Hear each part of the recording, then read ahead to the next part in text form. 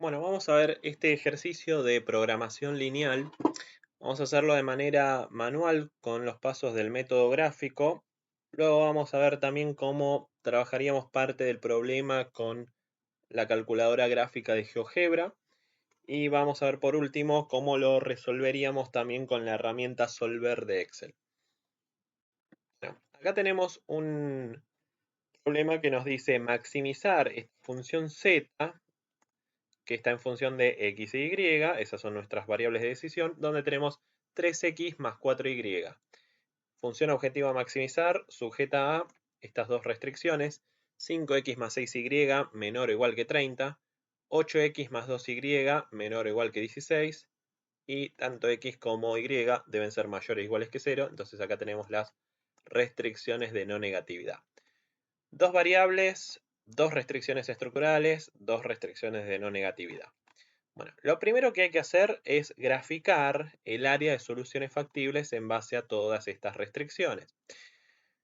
Para eso hay que agarrar a cada una de las restricciones que están en forma implícita y llevarlas ya sea a forma explícita o segmentaria para poder graficar las rectas bordes y después vemos para qué lado pintamos. Bueno, acá ya tengo parte del problema hecho. Agarré la primera restricción, 5x más 6y igual a 30. Pasé el 30 dividiendo a cada uno de los términos del otro lado y dejo un 1 que estaba acá multiplicando al 30. Lo voy a llevar a forma segmentaria. Me queda x dividido 30 dividido 5, y sobre 30 sobre 6. Y nos queda x sobre 6 más y sobre 5, esto menor o igual que 1. Esta es la forma segmentaria, x sobre a más y sobre b, menor o igual que 1. Los términos a y b que tenemos acá abajo, en realidad lo que figura en los denominadores, el 6 y el 5, son las intersecciones con cada uno de los respectivos ejes. Vamos a la otra restricción. 8x más 2y menor o igual que 16. Pasamos el 16 dividiendo.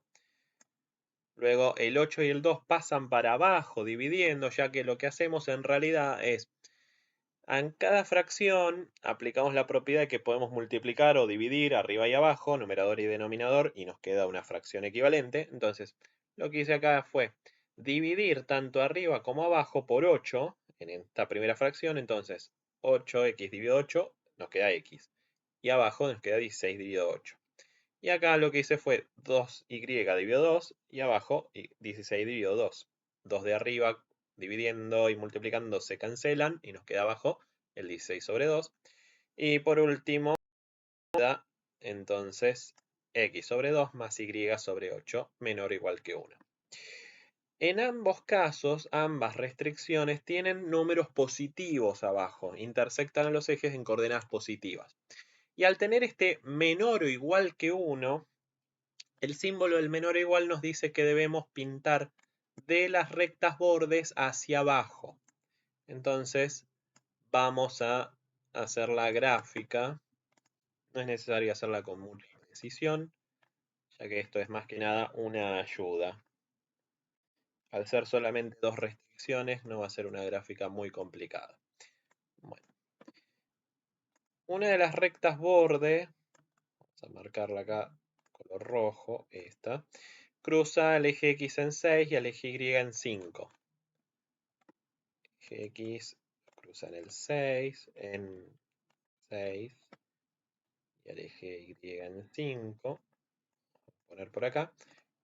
Y vamos a poner una recta que atraviese una coordenada y la otra.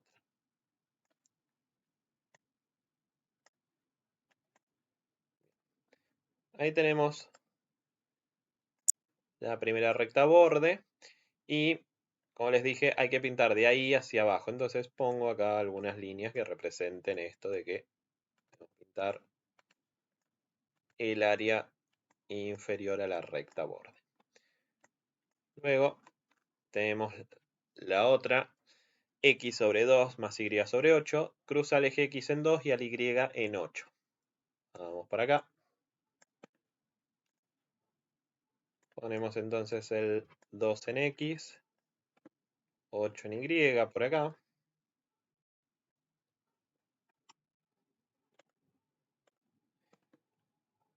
y trazamos una recta que pase por el 8 y por el 2.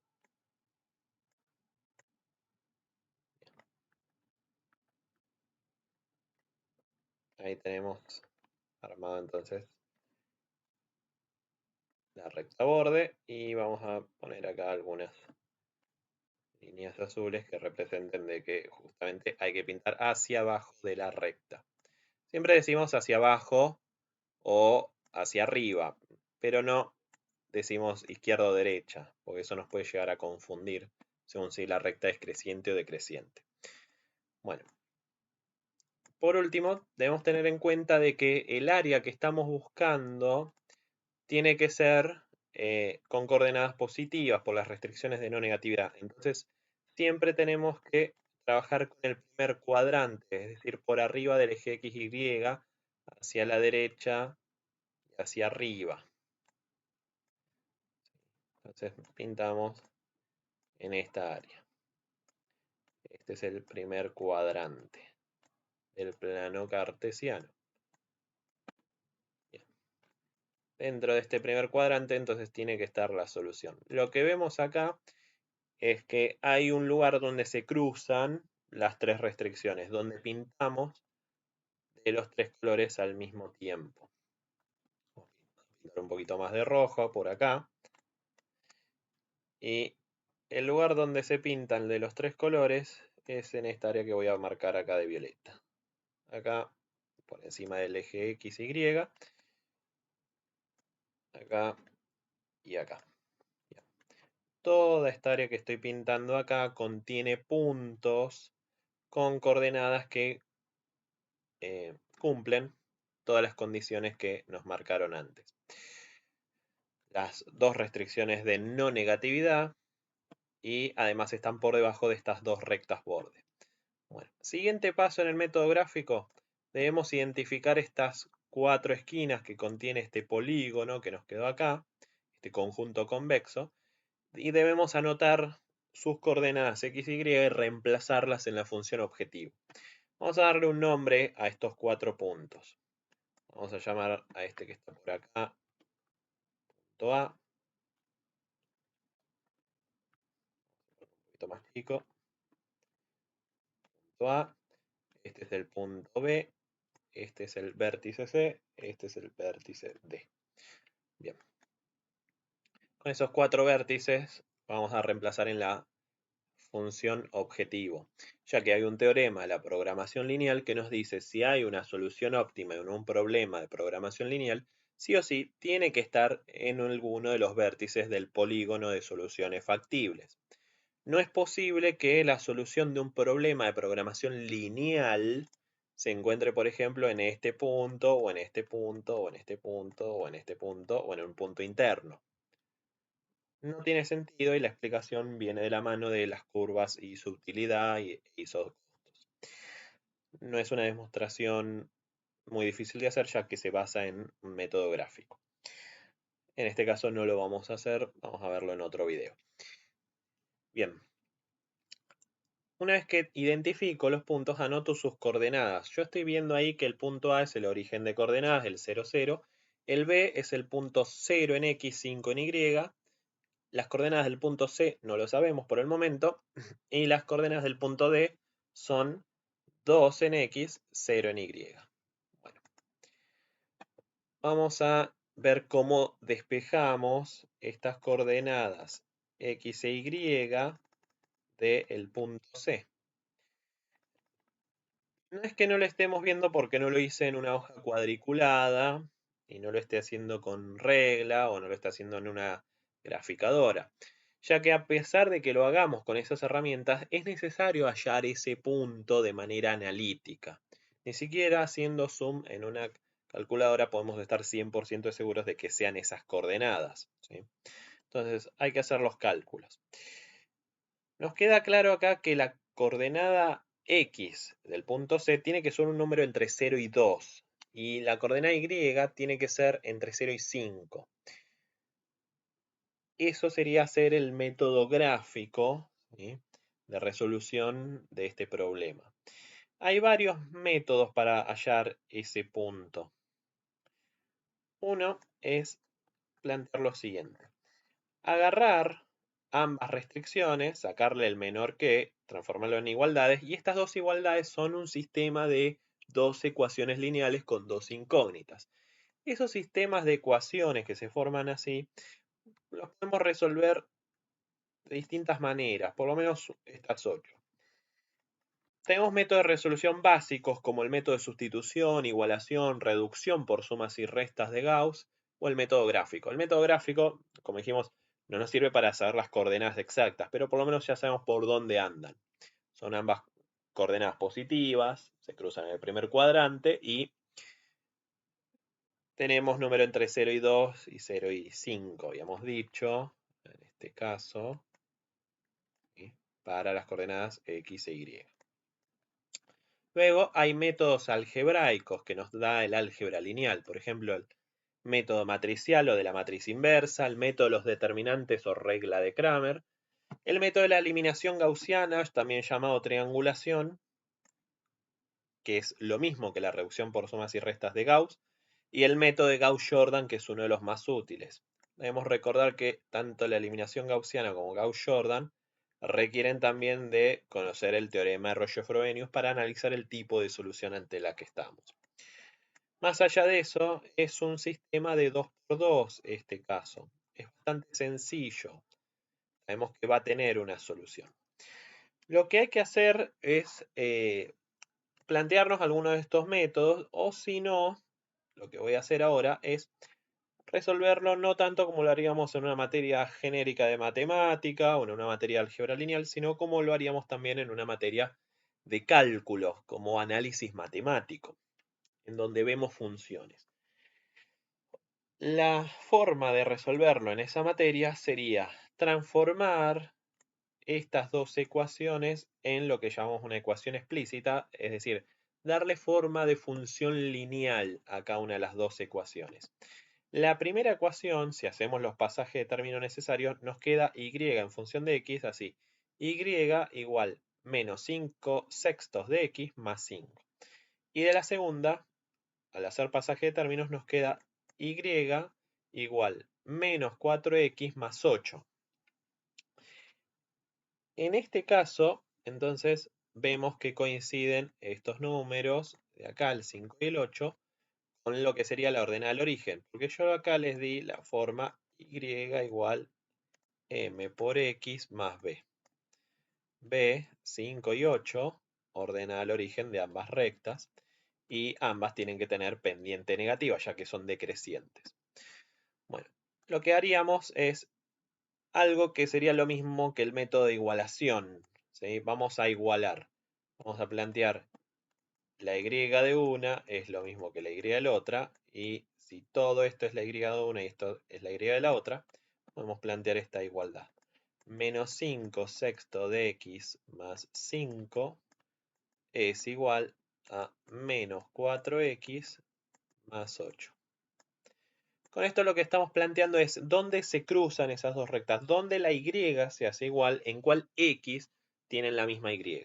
Bueno, entonces vamos a resolver esto. Vamos a hallar en cuál x se igualan. Pasamos todas las x para un lado y todos los términos independientes para el otro. Da lo mismo hacerlo para la izquierda o para la derecha. Nosotros elegimos para dónde. La solución se va a leer de la misma manera. Bueno, supongamos que hacemos esto. Menos 5 sextos de x y pasamos el 4x sumando. Igual, acá nos queda 8, pasamos el 5 restando. 8 menos 5. Del lado derecho nos va a quedar 3. Y acá tenemos que hacer esta suma. Para sumar una fracción con un número entero, tenemos que transformar al número entero en fracción. El menos 5 sextos de x se queda así. Y acá al 4 lo transformamos en fracción. ¿Cómo se lo transforma en fracción? Y yo quiero tener el mismo denominador que la otra fracción. Quiero llevarlo a sextos. Entonces, voy a dividir y multiplicar por 6. Al 4, si lo divido y lo multiplico por 6, voy a llegar a una fracción equivalente porque el 6 que multiplica con el que divide se cancelan y sigue quedando un 4. Entonces, este nuevo número que va a ser una fracción va a ser equivalente. 6 por 4, 24. Entonces nos queda menos 5 sextos de x más 24 sextos de x. Esto es igual a 3. Por último, menos 5 sextos más 24 sextos. Acá hacemos 24 menos 5. En este caso nos queda 19 sextos. 19 sextos de x es igual a 3. Y último paso, pasamos el 19 sextos para el otro lado dividiendo. O lo que es lo mismo, pasamos el 19 sextos para el otro lado multiplicando invertido. Ya que de todas maneras esa es la última cuenta que vamos a hacer. Entonces vamos a hacer 3 multiplicado por 6 sobre 19. Entonces nos queda x igual 3 por 6, 18. 18 sobre 19.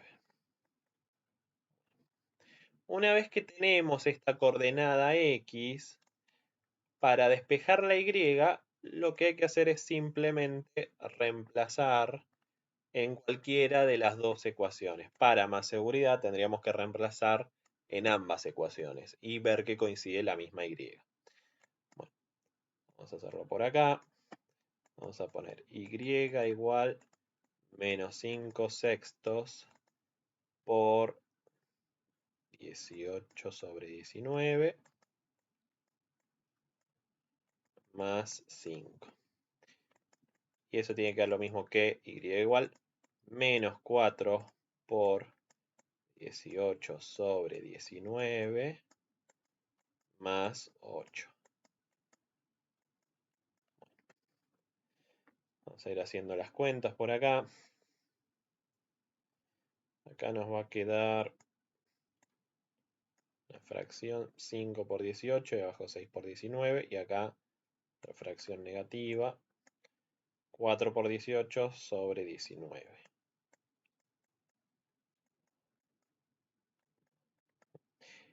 El 8 lo voy a tener que llevar a fracción con denominador 19. Entonces voy a tener que hacer acá 8 por 19 sobre 19. Y acá también el 5 lo voy a tener que transformar en algún tipo de fracción quizás. 5 por 18 y 6 por 19. Vamos a sacar la cuenta acá.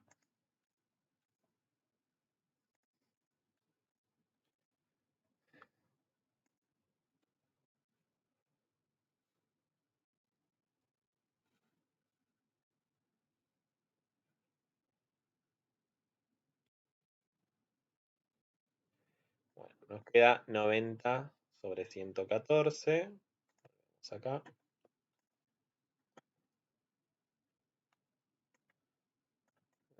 Sobre 114. Acá entonces al 5 podríamos multiplicar y dividir por 114.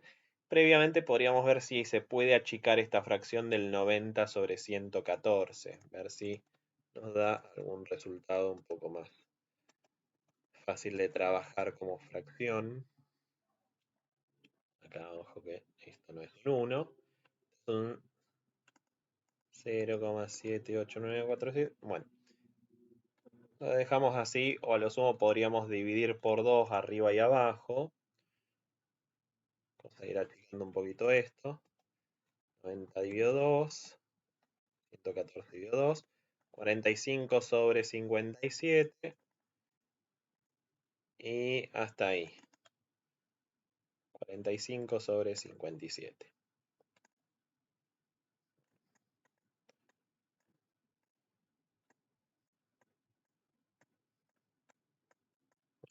Entonces al 5 vamos a multiplicarlo y dividirlo por 57.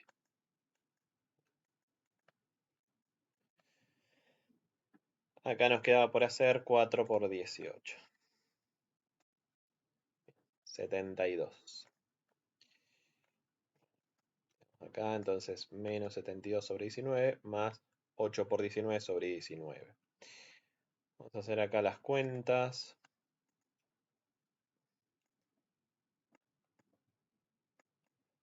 Terminar con los resultados finales a ver si nos coinciden las Y y ya terminamos de confirmar todo esto.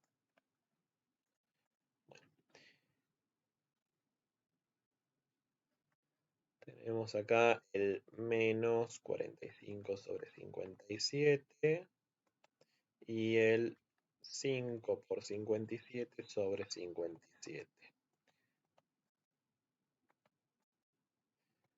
Vamos en este caso podría haberlo hecho directamente con el 5, ¿sí? Ya que no lo vamos a hacer con fracciones. El tema es ver después cómo lo transformamos esto en fracción. Acá lo tenemos con este formato. Como es una fracción que es mayor que 1, si nosotros ponemos fracción en Excel, nos va a tirar esto, 4 más un quinto, ¿sí? Entonces es una fracción impura. Si lo queremos ver de otra manera el resultado, tenemos que ir a un formato personalizado, que es el siguiente. Vamos a poner numeral 4 veces signo de pregunta sobre 4 veces signo de pregunta. A ver,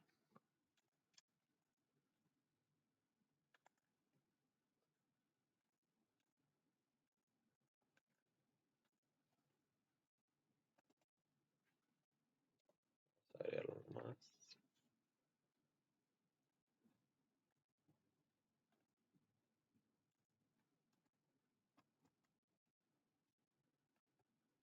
Ahí está. Había que sacarle el numeral. Vamos acá, formato más formato de números, personalizada, sin el numeral en este caso, 4 o 5 signos de pregunta, es lo mismo, sobre otros 4 o 5 signos de pregunta. Y ahí nos queda 80 sobre 19. Ese era el resultado con la primera cuenta. Si vamos a la segunda es menos 72 sobre 19, menos 72 sobre 19, y había que sumarle el 8.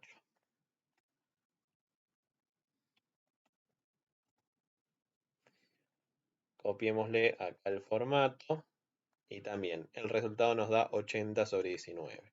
Entonces, en ambos casos obtuvimos el mismo resultado, 80 sobre 19.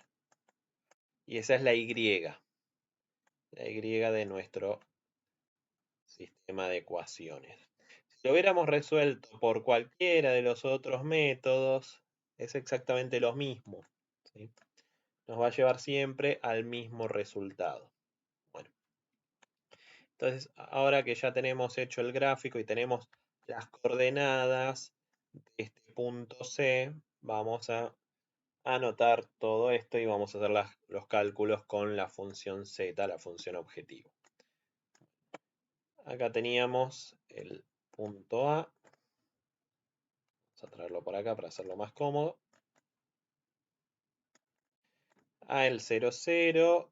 El punto B en este caso es 0, 5. El punto C que habíamos averiguado en este caso era la X era 18 sobre 19. 18 sobre 19.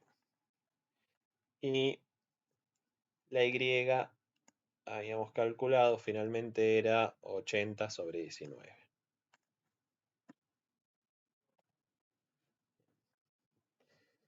Y la coordenada del punto D es 2, 0.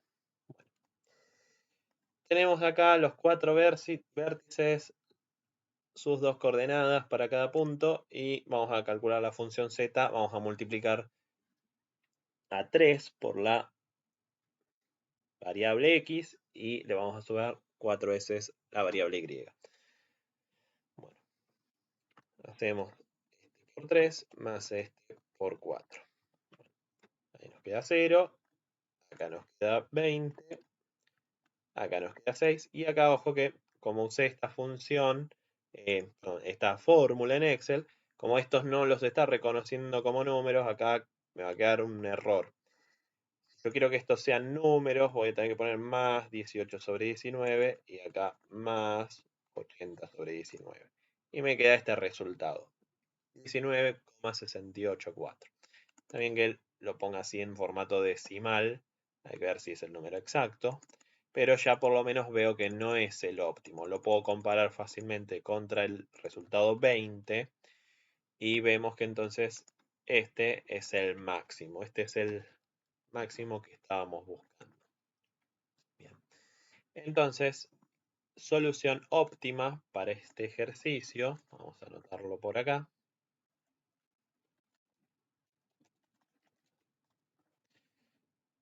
sería lo siguiente. X tiene que valer 0, Y tiene que valer 5 para que Z alcance su valor máximo de 20. Bien. Justamente acá en este caso, como las restricciones no son muy distintas de entre sí, es decir, dentro del gráfico no vemos que se favorezca demasiado a una variable sobre la otra, ¿sí? Tenemos acá que la y puede llegar hasta el 5 y la x hasta el 2 nada más, pero no es un área muy exagerada, ¿sí? Una variable sobre la otra no está eh, muy exagerada en el sentido de que tenemos un valor mucho más grande que este, ¿sí? En este caso sería el doble, ¿sí? Pero acá también tenemos que tener en cuenta cómo juega el coeficiente mayor que tiene la función objetivo, el y. Estar multiplicado por 4 y la x por 3. Entonces, favorece más aquellos puntos que tienen más grande la y que la x. ¿Sí? De todas maneras, si hubiera un punto que tuviera la posibilidad de introducirle un valor x bastante grande, posiblemente ese sería el óptimo. Pero en este caso, como les decía, como el área hace que no sean muy grandes los valores x, por eso al favorecer con este coeficiente mayor a y, terminó siendo el óptimo este punto donde x vale 0 e y vale 5. ¿Sí? Entonces llegamos a esta solución. Vamos a ver un poquito sobre este problema con GeoGebra. ¿Sí? Más que nada ver la parte de cómo se grafican estas restricciones y eso ya nos puede ayudar a ver el área y los vértices. Por lo menos una aproximación. Vamos a ver por acá, calculadora gráfica. Tienen que poner calculadora gráfica de GeoGebra en Google. El primer resultado que me aparece a mí es este. Si van ahí, van a entrar acá. Esta es la página GeoGebra donde hay muchísimas herramientas matemáticas, muchas cosas para aprender. Le va a presentar un plano cartesiano y acá donde está el signo más pueden agregar expresiones algebraicas y funciones que van a aparecer acá. ¿Sí?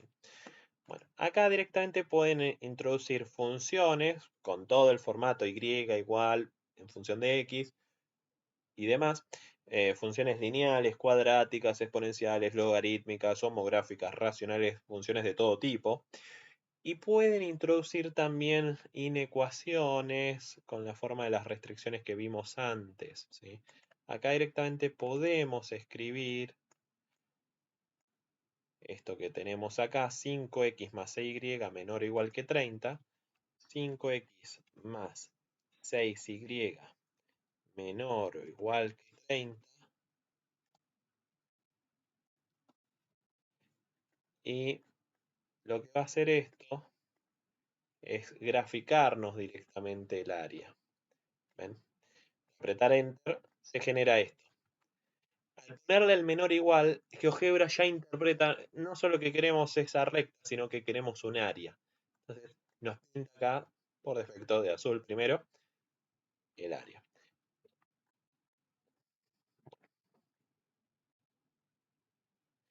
Luego introducimos la otra restricción, 8x más 2y menor o igual que 16. 8x más 2y menor o igual que 16. Bien. Para evitar esta confusión, pueden cambiarle el color. Acá desde los tres puntitos donde dice propiedades. Acá va a aparecer este panel a la derecha. Vamos acá a color. Vamos a ponerlo de rojo, por ejemplo.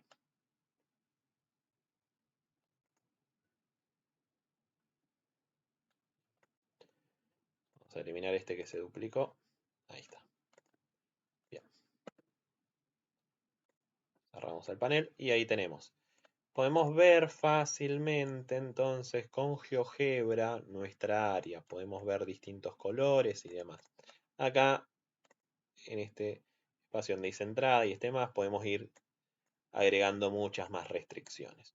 El método gráfico, recuerden que no resulta útil cuando hay más de dos variables, ya que no se puede graficar el área de soluciones factibles porque sería en un espacio tridimensional o más. ¿Sí? Cuando hay cuatro variables o más ya no vemos una solución geométrica gráfica, es totalmente analítica. Y cuando son muchas restricciones, como vimos recién, el hecho de tener que buscar las coordenadas de esos puntos vértices que se dan en cada intersección de las distintas rectas, eso ya complica mucho el problema. Entonces, cuando hay, digamos, ya más de tres restricciones, ya con cuatro restricciones, dependiendo de cómo se crucen, si se cruzan o no, y si hay muchos puntos vértices por hallar, en lugar de simplemente mirarlos, ya conviene usar el método simplex, ¿sí? Para poder resolverlo. Eso es cuando lo estamos haciendo de manera manual en un aula. Lo estamos haciendo en la computadora, en nuestras casas. Simplemente lo haríamos con una herramienta informática como Solver. ¿Sí? Pero por lo menos acá, con GeoGebra, podemos ir ayudándonos a ver si estamos haciendo las cosas bien en el gráfico. ¿Sí? Y vemos que esta área coincide con lo que veíamos antes. Justamente quería aprovechar este ejercicio para mostrarles que es difícil verlo aún con una graficadora. Los puntos donde se cruzan rectas cuando son esas coordenadas tan particulares como vimos antes. Aunque le hagamos mucho zoom, es difícil saber, ven que se agranda la escala y cada vez nos da un poquito más específico los números, pero es difícil saber si estamos viendo exactamente esa coordenada o si al seguir haciendo zoom cada vez más vamos a ver más especificación de números después de la coma. ¿Sí? Entonces estaríamos ante un número que es una fracción con muchos decimales o incluso puede ser infinitos, como el 1/3 y el 2/3. Entonces, acá no nos va a decir la fracción, nos va a decir siempre el formato decimal del número. Entonces, ni con graficadora podríamos averiguar esas coordenadas. Hay que hacerlo de manera analítica. Bien. Ahí vimos parte del problema ya resuelto con GeoGebra, como para agilizar un poquito los cálculos. Sí, GeoGebra me resulta útil para ver bien el gráfico y ver qué dos restricciones se están cruzando en esos puntos que tengo que averiguar. Si lo hacemos manualmente y no usamos una buena escala y una buena cuadrícula, se nos puede complicar a ver qué restricciones se están cruzando en esos puntos y qué es lo que tengo que igualar una recta con otra. Bueno, por último, como les había dicho, vamos a ver la solución con Excel. Para resolver el problema con la herramienta Solver, primero tiene que estar instalada. Lo van a encontrar acá en el menú Datos, este botón Solver, que si no lo tienen, tienen que ver cómo lo instalan. Hay otro video donde está explicada la instalación de Solver y el botón Análisis de datos. Bueno, lo que tenemos que estructurar es lo siguiente. Yo siempre lo armo así. Vamos a poner un casillero para la función objetivo. Z, y vamos a dejar acá el casillero para que se haga el cálculo. Ahí vamos a introducir la fórmula. Vamos a anotar las variables este caso son 2, con X e Y. Vamos a dejar acá los casilleros. Acá esto es justamente lo que tiene que venir a darnos Solver. Solver va a venir a colocar un número acá y acá y todo lo demás va a quedar armado. Nosotros tenemos que armar el resto. Después están las restricciones. Vamos a poner por acá restricciones.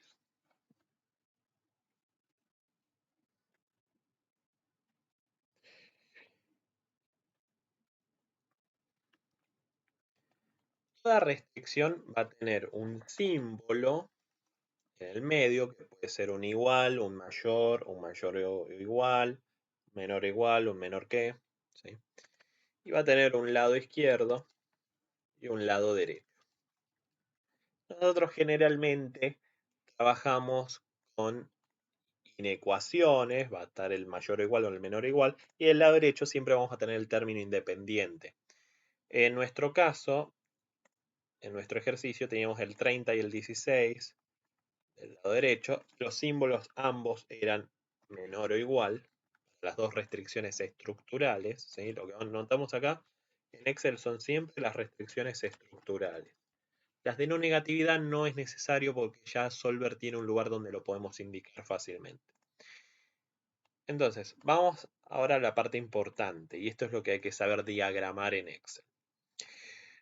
Nosotros tenemos que indicar en unos casilleros, se puede hacer en Solver también directo en el cuadro de diálogo, pero es mejor que esté todo acá.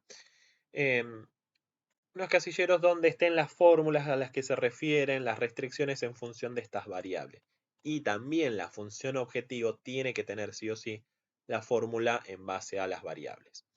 La función z, recordemos, era agarrar a la x, multiplicarla por 3, el casillero donde va a ir el número de x multiplicado por 3 más 4 por el número que vaya en y. Bien, en este momento está saliendo 0. Si yo pongo acá, por ejemplo, 2 y 3, sale el resultado, ¿sí? Cada vez que yo cambio los números acá, sale el número z por fórmula. Bien, borro ahí, quedan 0.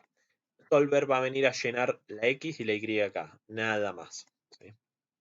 Eso es lo que le vamos a indicar. Estos dos casilleros donde van las variables con las cuales se forma la función objetivo, esto es lo único que va a hacer Solver.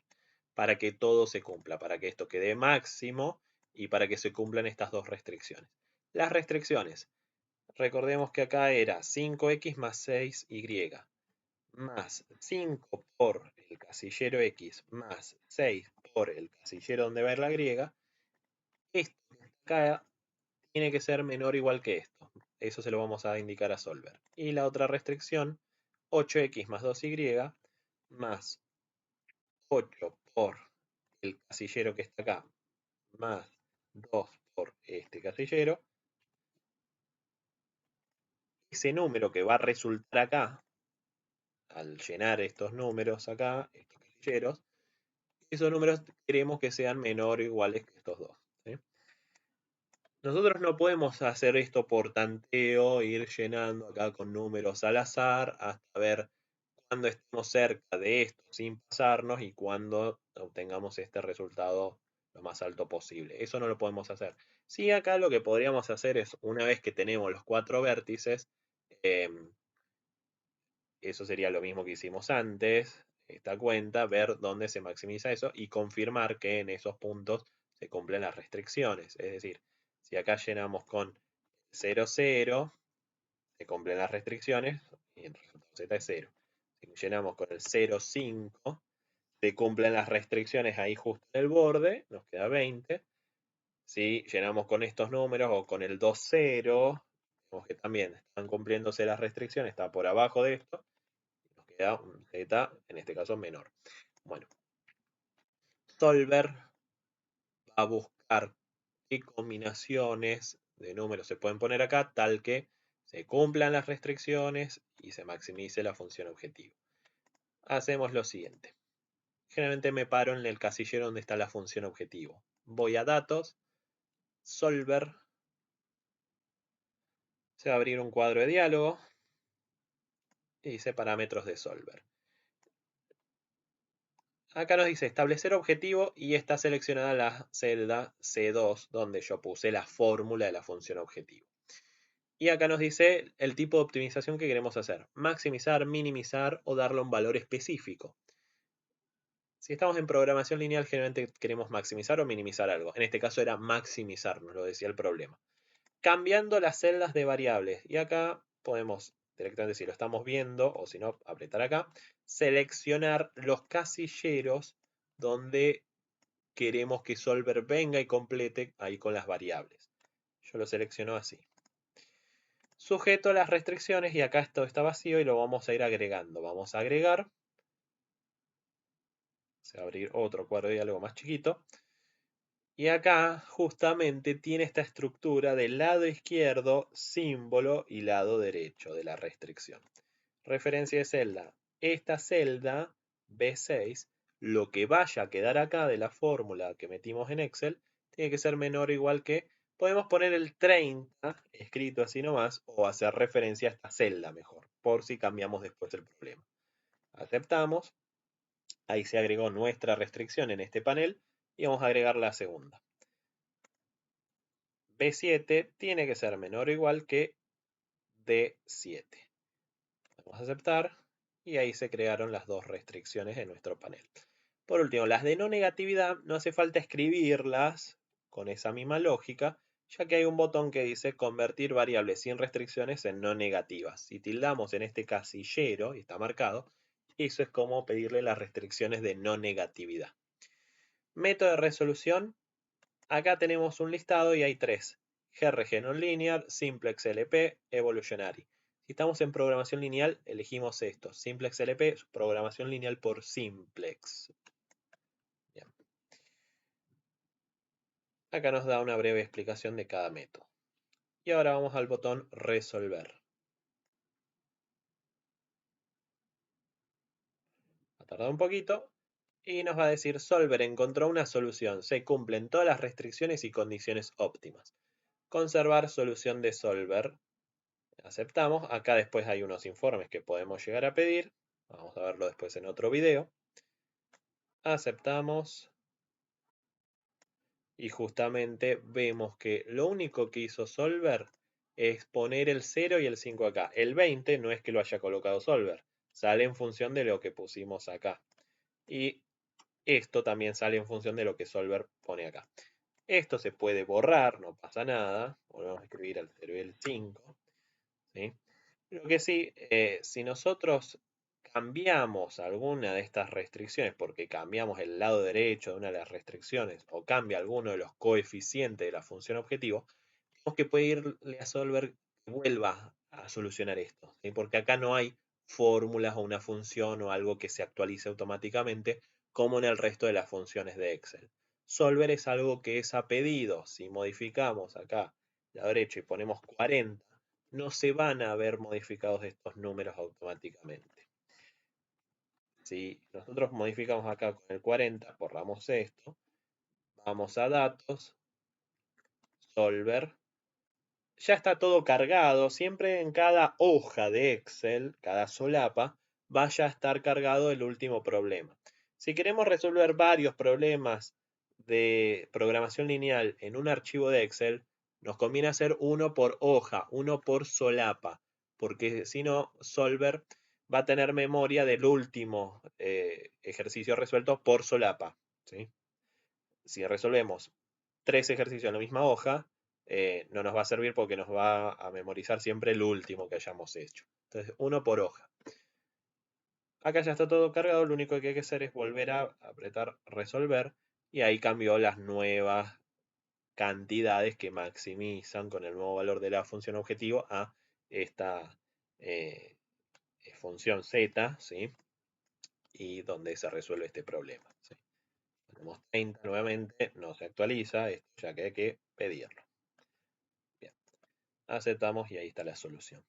Hay que aclarar una cosa, Solver no nos permite ver el caso particular, que eso habría que verlo manualmente, donde un problema de programación lineal básica, programación lineal relajada también podemos decir, tiene infinitas soluciones. Cuando hay dos vértices que tienen el mismo valor de la función objetivo y ambos son el óptimo, habría infinitas soluciones que son un segmento desde un vértice al otro. Solver acá nos tira siempre una solución, no nos avisa que hay infinitas soluciones o por lo menos varias, ¿sí?